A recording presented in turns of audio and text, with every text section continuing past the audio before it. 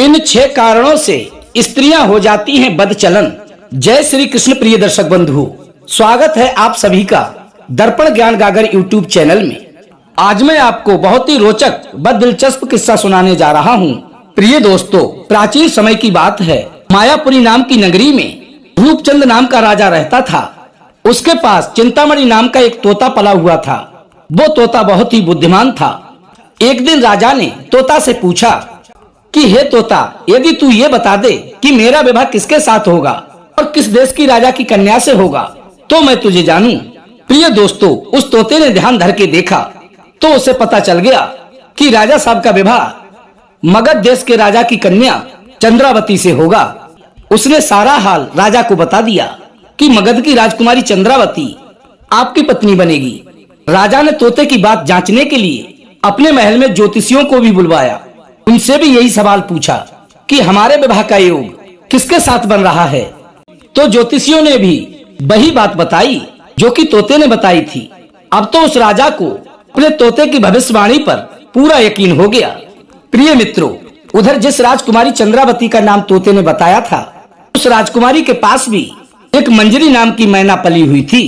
एक दिन राजकुमारी ने अपनी मैना से पूछा कि हे मैना, सच सच बताना, वरना मैं तेरा गला दबा दूंगी कि मेरा होने वाला पति कैसा होगा, किस राजा का बेटा होगा, उसका क्या नाम होगा।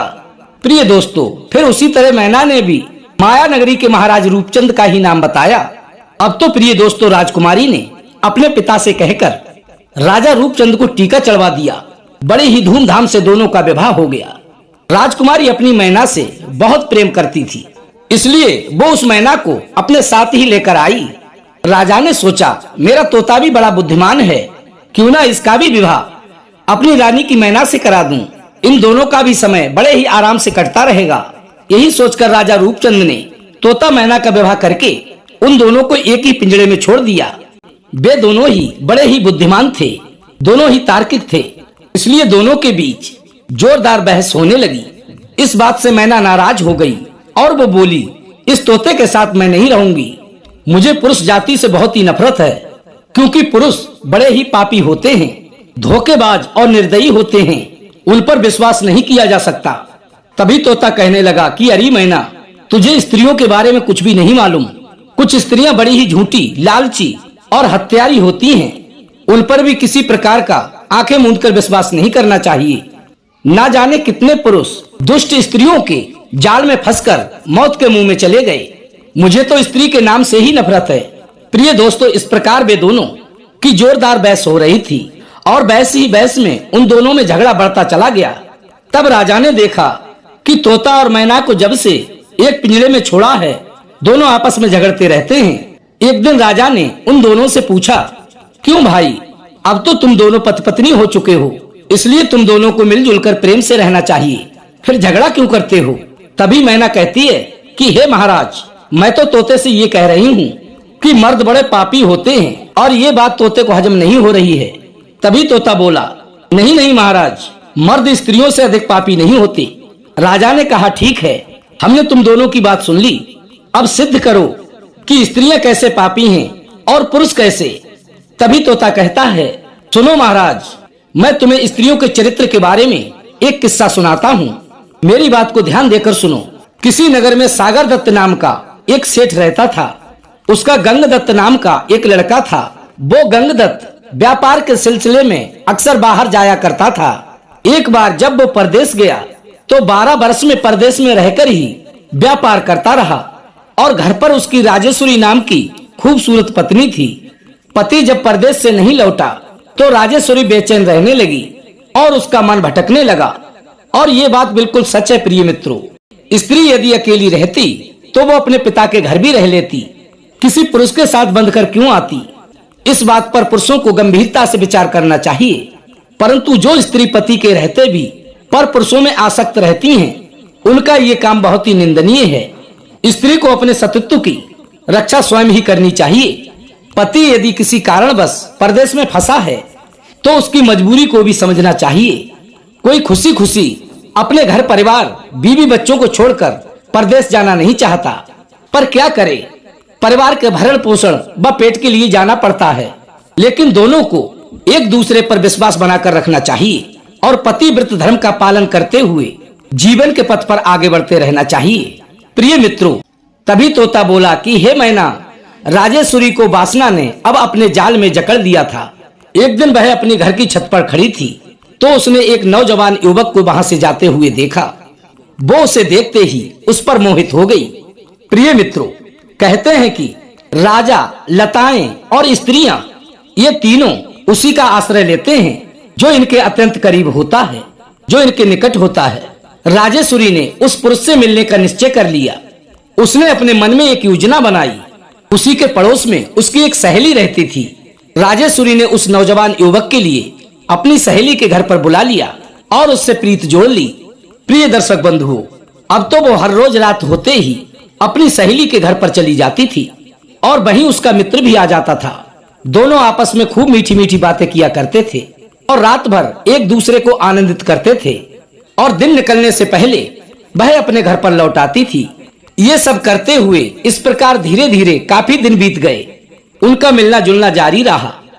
एक दिन प्रिय दोस्तों, राजेश्वरी का पति परदेश से वापस आ गया।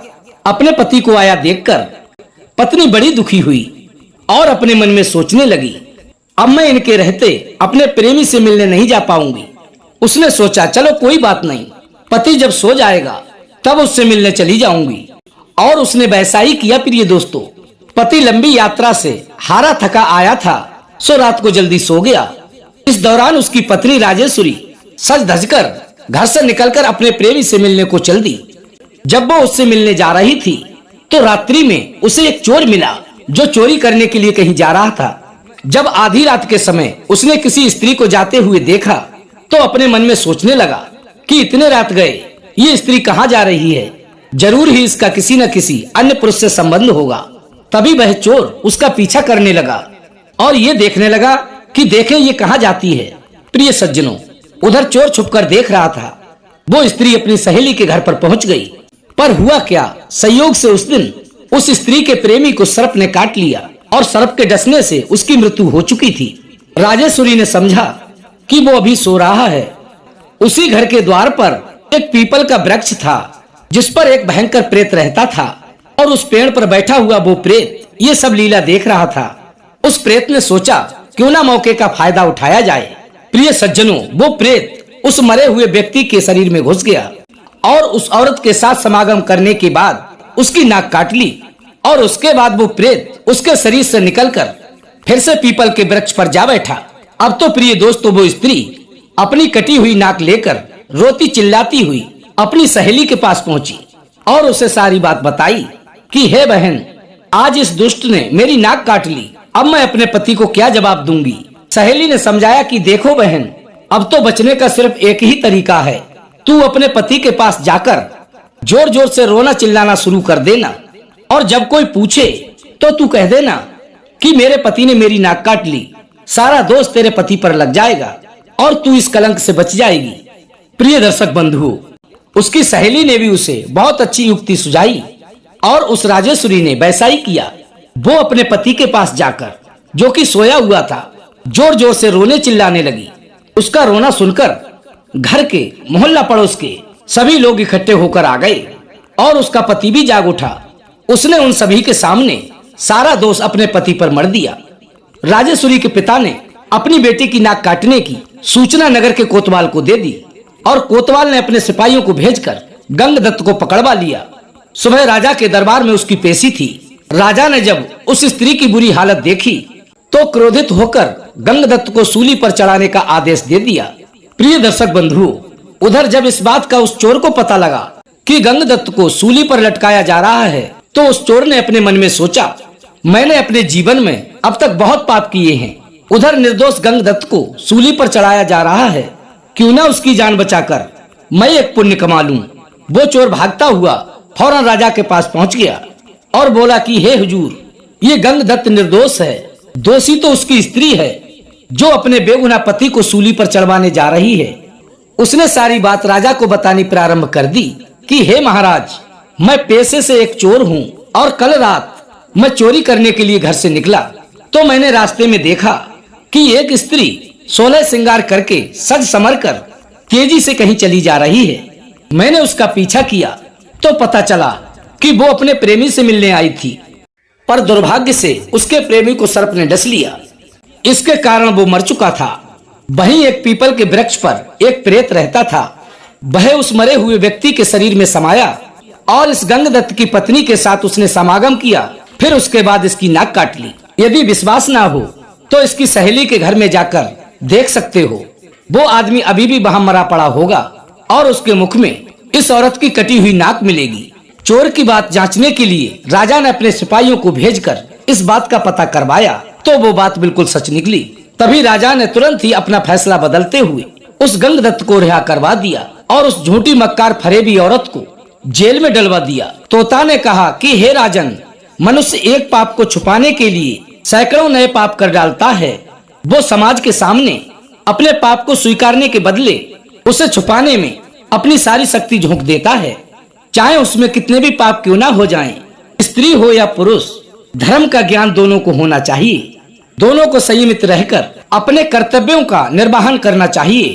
प्रिय मित्रों, तोता की बात सुनकर मैं ना बोली कि हे राजन, मैं तोता की बात से बिल्कुल भी सहमत नहीं हूँ। किसी काम की दोषी सिर्फ स्त्रियों को ही नहीं ठहराया जा सकता। उनके गलत रास्ते पर चलने में पुरुषों की भी सहभागिता होती है। कई बार तो पुरुषों की गलतियों से स्त्रियां अपने रास्ते से भटक जाती हैं। आज मैं महाराज आपको 6 ऐसे कारण बता रही हूँ जिसके चलते स्त्री गलत मार्ग पर चलने लगती है। उसमें पुरुष भी कहीं ना कहीं जिम्मेदार होते हैं। नंबर 1, पति अपनी स्त्री को भरपूर समय दे। लंबे समय के लिए परदेश ना जाए और घर से बाहर समय ना बिताए। स्त्री को कम से कम अकेला छोड़े। जब ज्यादा ही आवश्यक हो तभी बाहर जाए। नंबर 2, पुरुष को चाहिए कि वह समय समय पर स्त्री की आवश्यकताओं को पूछता रहे, उसकी जरूरत के साजो सामान का ख्याल रखे। उसकी जरूरत के साजो सामान का विशेष ख्याल रखे। तीसरा कारण, पुरुष को चाहिए कि वो स्वयं भी नियम संयम से रहे। ऐसा कोई भी मौका ना दे कि दूसरे को बुरा लगे या उसे गलत रास्ते पर चलने के लिए मजबूर करे। नशा आदि में लिप्त होकर अपनी जिम्मेदारियों से ना भागे। अपने चरित्र को साफ स्वच्छ रखे। नंबर 4, अपने मित्र आदि को घर पर ना बुलाए। यदि उनसे बात करनी हो तो घर से बाहर चले जाएं और अपनी स्त्री को अकेले घूमने फिरने या पड़ोसियों के घर पर बैठने की आजादी ना दें। यदि कोई जरूरी कार्य है तो स्वयं साथ में जाएं। बाहरी लोगों पर भरोसा करके पत्नी को उनके बीच अकेला ना छोड़ें, क्योंकि पता नहीं कब किसके कदम कहां बहक जाएं। 5वां कारण, स्त्री से व्यर्थ में मारपीट ना करें। क्रोध में आकर उसका अपमान ना करें। उसके बारे में सुनी सुनाई बातों पर विश्वास ना करें। उससे कभी भी चुटीली बातें ना करें और हीन शब्दों से भी ना पुकारें। ऐसा करने से पुरुष के प्रति स्त्री लगाव कम कर देती है और उससे मन हट जाता है।